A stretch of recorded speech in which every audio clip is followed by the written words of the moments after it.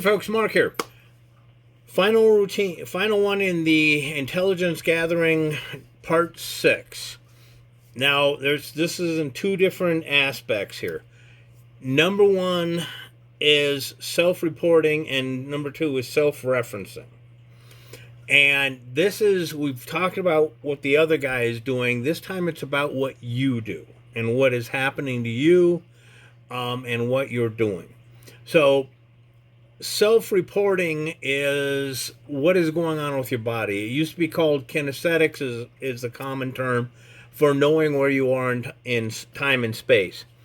Now, I talk about the cone of balance, point of no return. This is a pretty good example of what I'm talking about with, self-reporting. Point of no return is the point where if you don't physically alter the situations, like in a way that is possible, you're going down. You hit the point of no return. If you cannot get your base out, if you cannot grab onto something, whatever, you're going to fall. Okay? Gravity works. It is pretty much a inarguable thing. So, if you know what it feels like when you've reached the point of no return, you know it's time to change what you're doing. Most people get hurt in takedowns and throws because they've hit the point of no return. They're going down. And yet they still try and get up. They keep on trying to fight their way back up. No. Once you hit the point of no return, you change what your goal is from trying to get back up and stay up to preparing for falling. So a lot of times people don't know what the point of no return is, so they don't know when they're going down. And boy, am I going to let that one slide. The other thing is they don't know what it feels like when they're going to it too fast. So, I can almost lose my balance and kind of wave and flap my arms to keep from falling. That might do it. But if somebody tackles me and I know, I'm heading to the point of no return too fast, that's self-reporting. That's okay, I know what this feels like. Another thing is, do you know what it feels like when a technique isn't working? That's another issue that is kind of tangential, but a lot of times where we get into problems is we'll know what we want to do, but we won't know what it feels like when it is working or when it isn't working. So if I'm getting this guy doing, if the guy's doing what I want him to do, I'm feeling that, fine, no problem. I just keep on doing what I'm doing. But if I'm doing something and he just kind of looks at you, James made a reference to doing a joint on a guy and he just smiles at you. That feels a certain way. And the question is, are you doing the technique right or are you doing it wrong? What are the other things? Because if you feel when you're doing a technique wrong, you'll also learn very quickly how often it is, no, this technique isn't going to work. So that's a self-reporting of I'm doing the technique correctly. The other one, the self-referencing, is a slightly different subject. Now, we're going to start with the idea of the guy grabs your wrist. Okay? And it's really easy to work with that simple analogy because kinesthetics, we know where we are. We think. So I'm standing here, he's got a hold of my wrist. I'm right here, right? Well, what if he's jerking me around? Okay, often I won't know where I am until he stops moving. See, I'm doing this on camera where I'm stopping, but there I am. Now I know. That can be a problem, especially when you're trying to escape or block it, because somewhere out here is where my arm is, so I gotta get free of the grip by doing a block somewhere, but I don't know where. It can get really confusing. Self-referencing is a process where you use your own body to tell you where you are.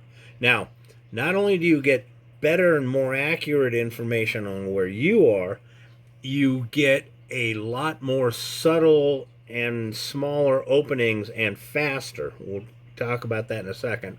But you also get the potential for structure. So if the guy is jerking my arm around here, okay, and I'm here, I got two separate structures that are not working together. And that's a problem. We'll cover that more in a second. But let me give you the first step in self-referencing. Take your hands, put them together.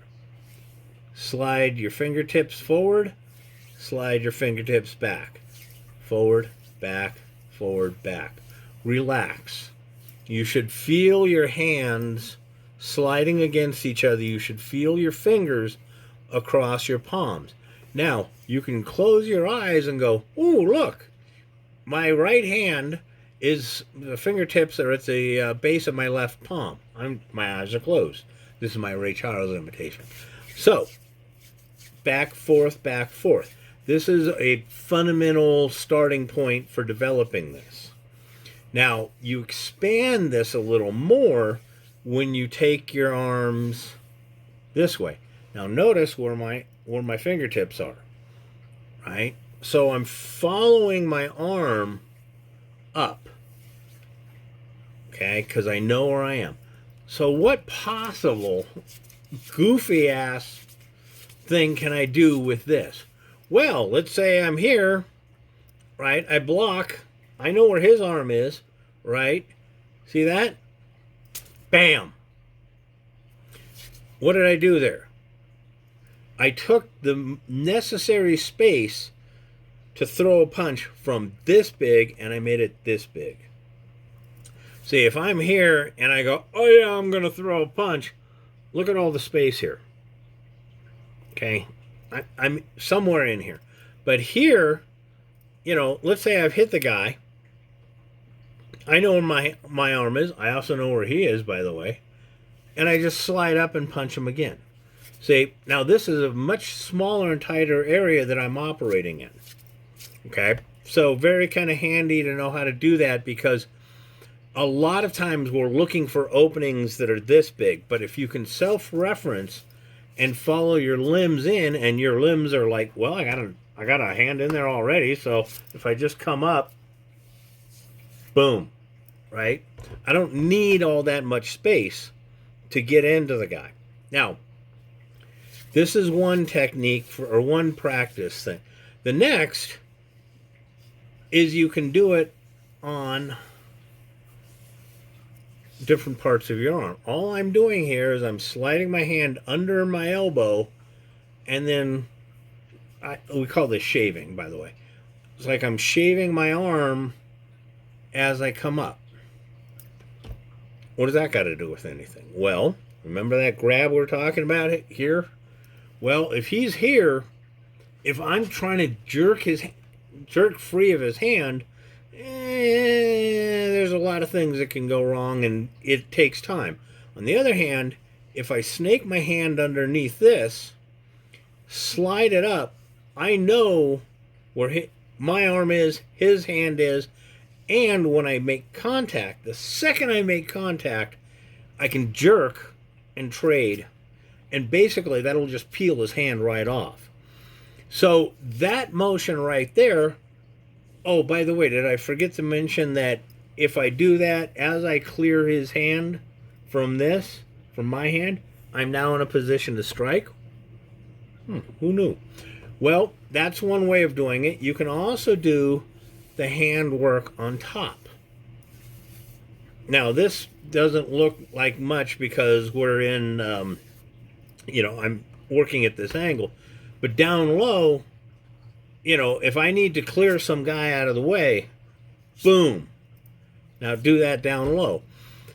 There's a lot of techniques and a lot of attacks, defenses, etc., that you really do very, very well when you follow your own body.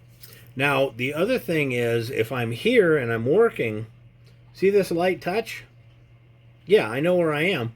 But I also, if something bigger than I can handle impacts this limb, I can shift it into structure.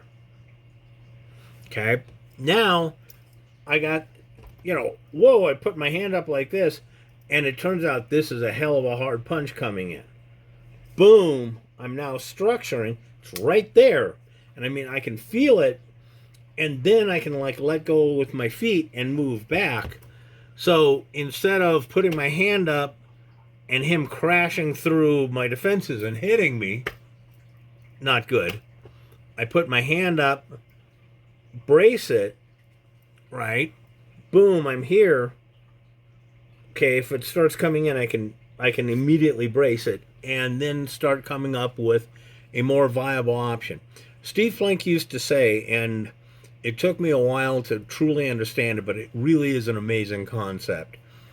This hand does not go into battle without this hand.